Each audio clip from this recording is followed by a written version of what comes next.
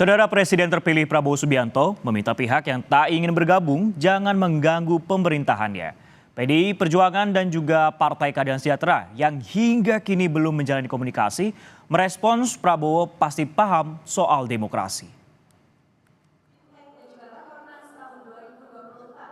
Dalam acara rapat kerja nasional Partai Amanat Nasional di Hotel JS Luansa, Kuningan, Jakarta, Presiden terpilih Prabowo Subianto berpidato. Dalam salah satu pesannya, Prabowo meminta pihak yang tak ingin bekerja sama dengannya jangan mengganggu kerjanya kelak. Saya akan berjuang terus bersama semua kekuatan yang mau diajak kerjasama. Yang tidak mau diajak kerjasama, tidak apa-apa. Kalau ada yang mau nonton di pinggir jalan, silahkan jadi penonton yang baik. Tapi kalau sudah tidak mau diajak kerjasama, ya jangan mengganggu. Orang lagi mau kerja kok. Kita mau kerja.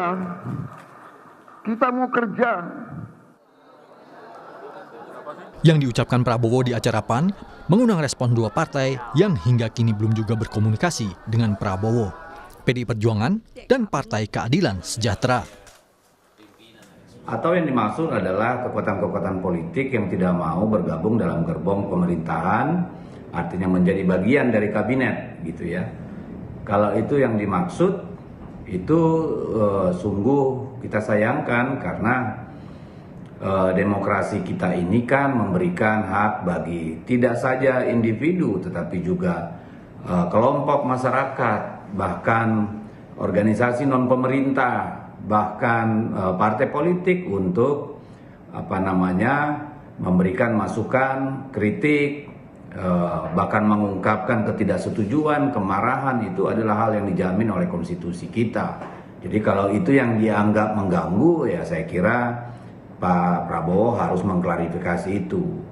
Apalagi kan demokrasi ini ditopang tidak saja oleh 3 cabang kekuasaan, tetapi juga oleh civil society, ya, oleh kelompok-kelompok masyarakat.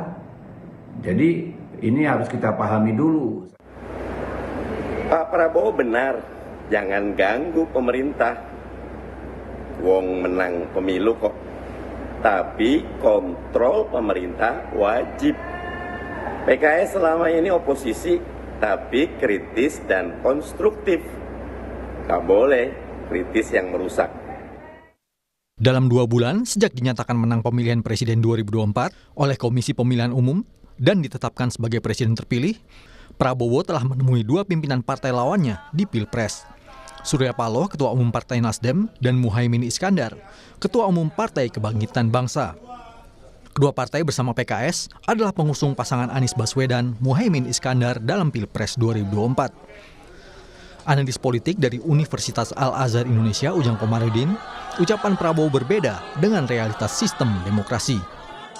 Ujang yakin yang dimaksud Prabowo bukan mempermasalahkan oposisi yang mengontrol kinerja pemerintahannya. Kenapa?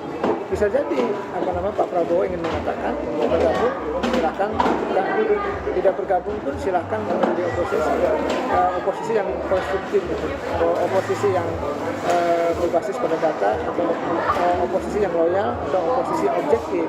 Nah, dalam konteks mengganggu itu bisa jadi bahwa ya jangan mengganggu, misalkan jangan sebar fitnah, jangan sebar hoax, ya kan? Jangan mengganggu kebijakan-kebijakan pemerintah yang baik, yang bagus. Karena bisa jadi bahwa Pak Prabowo butuh kestabilan politik. Misalnya soal demokrasi, Pak Prabowo paham betul bahwa ya demokrasi itu butuh pihak yang mengontrol, butuh pihak yang mengawasi, dan itu perlu adanya pihak oposisi yang tugasnya adalah mengontrol, mengawasi jalannya pemerintahan agar terjadi check and balances.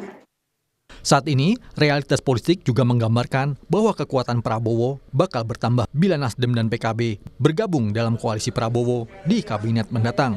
Sehingga di parlemen, hanya PDIP dan PKS yang menduduki posisi pengontrol pemerintahan Prabowo.